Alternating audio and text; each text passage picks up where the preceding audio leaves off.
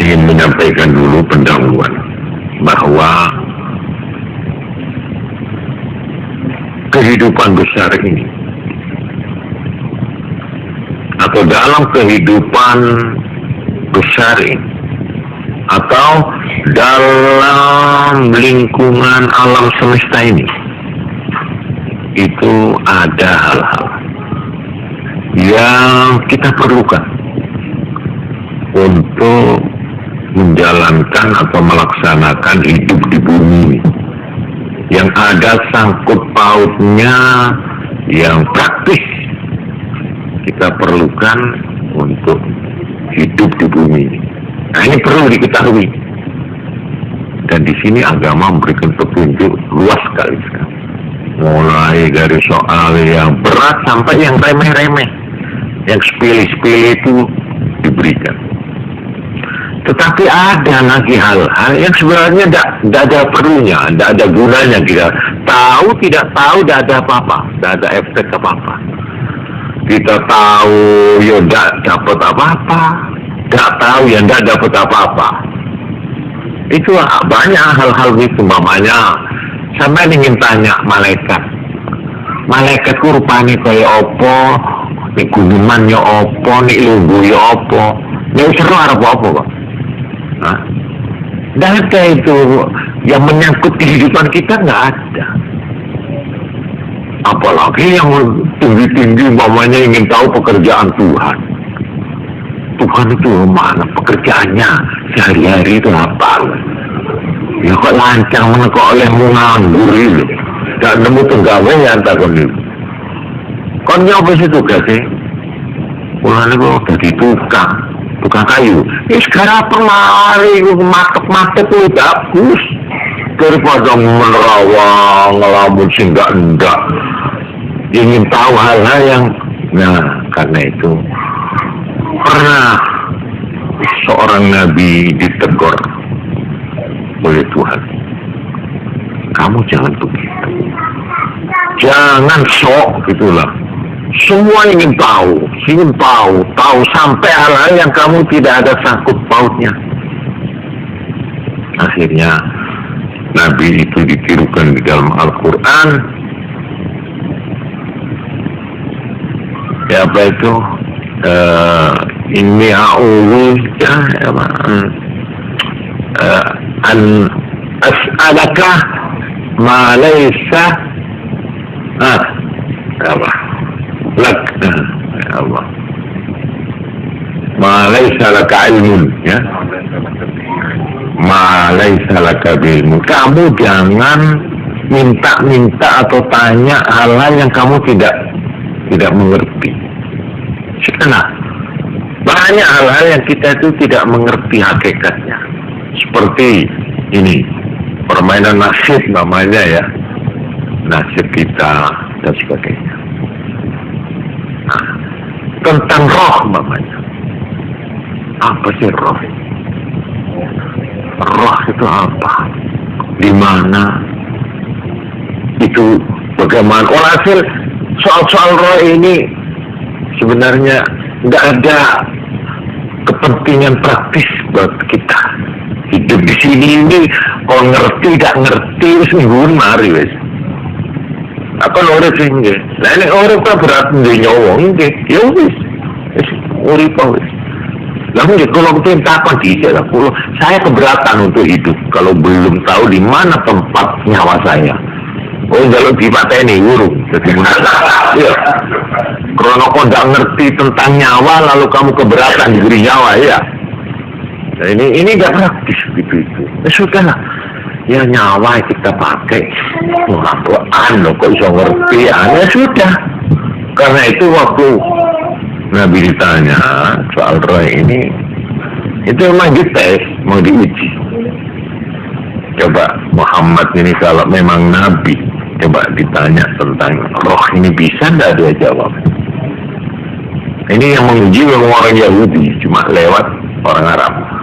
Orang Arab Mekah itu coba kontak itu Muhammad itu. Tanya 3 ya. Kalau dia bisa jawab tepat 3 ini betul-betul Nabi dia. Tapi kalau tidak nabi palsu dia. Untuk diuji, tes. Padahal Kanjeng Nabi itu semua orang tahu hidupnya itu ya tidak pernah sekolah, tidak pernah belajar, memang buta huruf. Pokoknya hidup tidak pernah disentuh oleh peradaban atau oleh apa itu namanya ilmu lah dalam arti umum. Yang ditanya 3. 1, bagaimana cerita Ashabul Kahfi, pemuda 7 orang yang akhirnya karena mempertahankan agama dia lari bersembunyi di gua. Kahfi itu gua. Lalu oleh Tuhan dia ditidurkan di gua itu selama 300 tahun. Bukan 3 hari, 300 tahun. 3 abad dia tidur. Ini memang terjadi. Dan cerita ini cukup dikenal di dalam buku-buku atau kitab-kitab suci agama-agama dulu. Kristen, Yahudi, kenal ini. Nah ini sampai di mana Muhammad ini bisa menjawab? Ini satu yang ditanya. Nomor 2 tentang cerita yang di semua agama ada, yaitu seorang raja yang perkasa yang bernama Dzulkarnain. Ya, Dzulkarnain.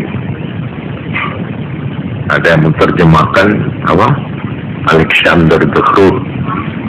Ya, Dzulkarnain. Ini yang kedua.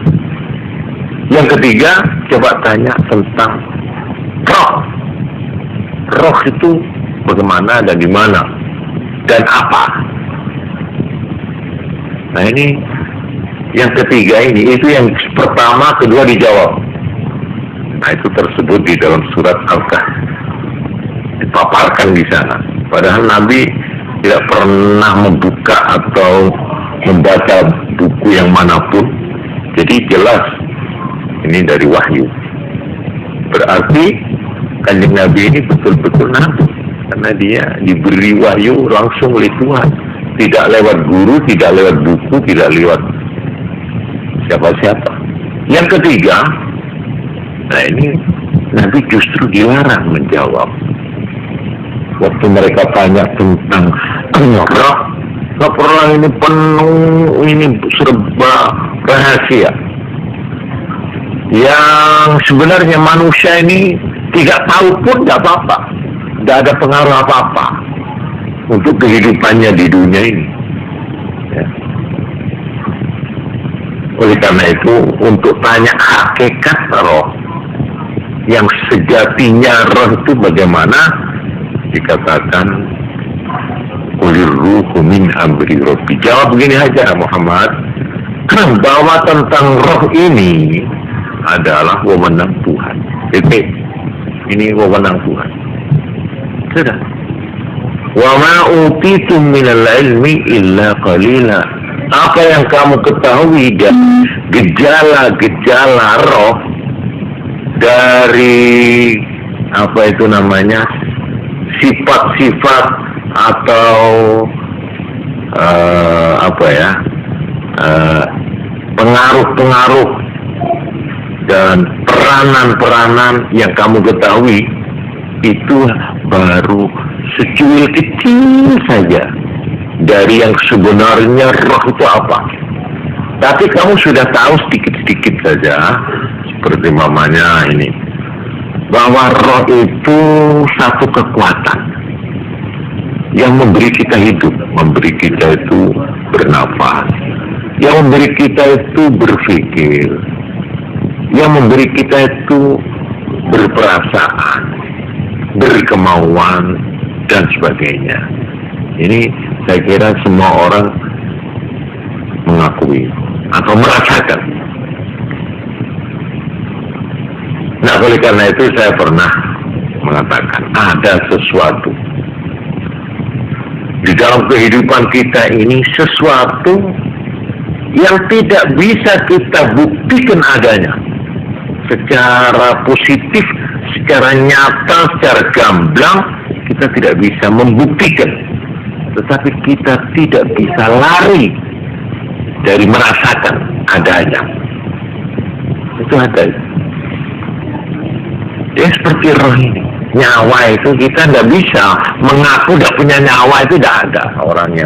Semua orang merasa saya punya nyawa, punya roh.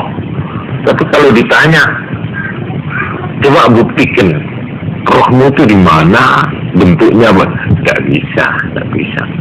Tapi kita tidak bisa lari dari kenyataan bahwa kita itu merasa punya roh dan nyawa.